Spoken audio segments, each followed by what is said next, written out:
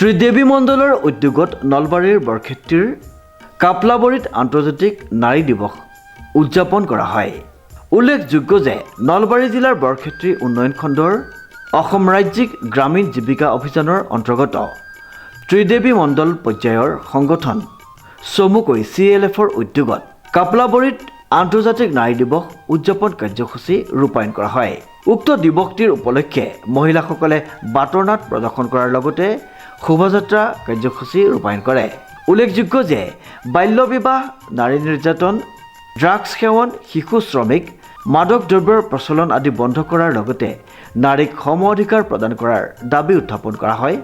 ত্ৰিদেৱী মণ্ডল পৰ্যায়ৰ সংগঠনৰ উদ্যোগত উলিওৱা শোভাযাত্ৰাটোত সভানেত্ৰী গীতা হালৈ, সম্পাদিকা নুৰজাহান বেগম, উপ সভানেত্ৰী নিশা মেধি, হিচাপ পৰীক্ষক হাছিনা বেগমকে মুখ্য কৰি অঞ্চলটোৰ ভালেকেইগৰাকী মহিলাই অংশগ্ৰহণ কৰা পৰিলক্ষিত হয়। শেষত মহিলাসকলে লিংগ সংবেদনশীলতাৰ ওপৰত শপত গ্ৰহণ কৰে। কি ক'ব আজি যি আন্তৰ্জাতিক আপোনালোকে নাৰী দিৱস উদযাপন কৰিছে, কি ক'ব এই লৈ আজি ক'ৰ পৰা ক'লৈ সমাদল কৰিলে আপোনালোকে? আমাৰ আজি 8 মাৰ্চ আমি আন্তঃৰাষ্ট্ৰীয় নাৰী দিৱস আমাৰ ত্ৰিদেৱী বৰক্ষেত্ৰী উন্নয়ন খণ্ডৰ আণ্ডাৰত ত্ৰিদেৱী CLFৰ পৰা আমি ইয়াত উদযাপন কৰিছোঁ কাৰ্যসূচীটো। আৰু ইয়াত এখন আমি চমুকৈ বাটৰ নাট অভিনয় কৰিলোঁ।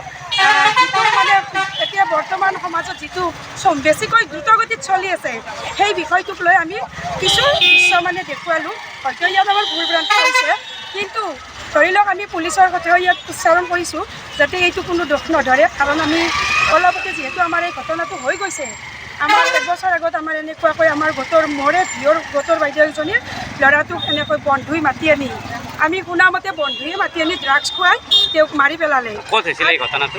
এই কাপলাবৰীৰ চকতে ঘটনাটো ঘটিছিল আৰু ল'ৰাটোৰ ঘৰ আছিল আমাৰ ৰংচোৱাত। গতিকে সেই বস্তুটোত আমি এনেকৈয়ে আমি এটা পথ অৱৰোধ আমি মানে ধৰ্ণা দিছিলোঁ।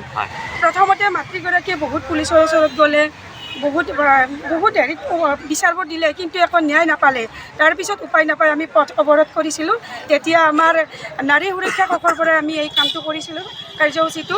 তেতিয়া আমাৰ SP মেম আমাৰ ইয়াত আহিছিল, উপস্থিত হৈছিল আৰু সেই মাতৃগৰাকীক আশ্বাস দিছিল যে বাইদেউ চিন্তা নকৰিব, আপোনাক আমি ন্যায় দিম। কিন্তু দুখৰ বিষয় এবছৰ হৈ গ'ল, সেই মাতৃগৰাকী এতিয়াও ন্যায় পোৱা নাই। যিয়েই নহওক বাৰু, সেই ঘটনাটোৰ আলম লৈয়ে আমি কিছু দৃশ্য ইয়াত মানে দেখুৱালোঁ। আৰু ইয়াত বাৰে বাৰে কৈ আছোঁ, হয়তো ভুল হ'ব পাৰে, সকলোৱে ক্ষমা কৰিব। আৰু এই আন্তঃৰাষ্ট্ৰীয় নাৰী দিৱস হিচাপে আমি যিটো আমাৰ এতিয়া আমাৰ সমাজত প্ৰচলন হৈ আছে, ধৰক মদ খোৱা, ড্ৰাগছ লোৱা, মানে জুৱা খেল, বাল্য বিবাহ, বহুত কিবা কিবি বন্ধ কৰিব চেষ্টা কৰিলেও কিন্তু তলে তলে এইবোৰ হৈয়ে আছে। আৰু আমি ইয়াৰ ত্ৰিদেৱী CLFৰ পৰাই এটা সজাগতাৰ সৃষ্টি আনিব বিচাৰিছোঁ যাতে এইবোৰ বন্ধ হৈ যায়। সেইটো আশাৰে আমি গোটেইখিনি মহিলা একগোট হৈ ওলাই আহিছোঁ আৰু সেই আশালৈ এই কাৰ্যসূচীটো অলপ বহল ভিত্তিত কৰিলোঁ। নলবাৰীৰ পৰা চানবৰৰ সহযোগত ৰিংকুৰাই চৌধুৰীৰ এক বিশেষ প্ৰতিবেদন, নিউজ নাও।